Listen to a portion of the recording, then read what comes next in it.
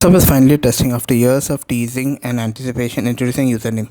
You'll be able to reserve your starting this week. The user themselves will only roll out later this year in a gradual manner. WhatsApp will notify you when these will be available in your country. Obviously, there are over 3 billion users. A lot of people will want to use the same username, so it's going to be a wild ride.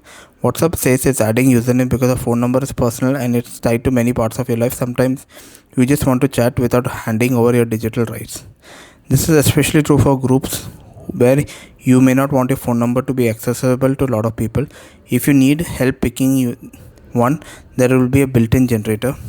When the ability to reserve a username rolls out, you'll find it in WhatsApp settings. Once you tap your profile photo, you'll be able to also claim your Facebook and Instagram user and have the same one in WhatsApp.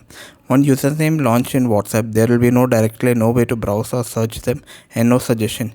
You will need to know the exact username to contact them for the first time. To help with spam, WhatsApp has also built an optional username key that one will need to know in order to message you.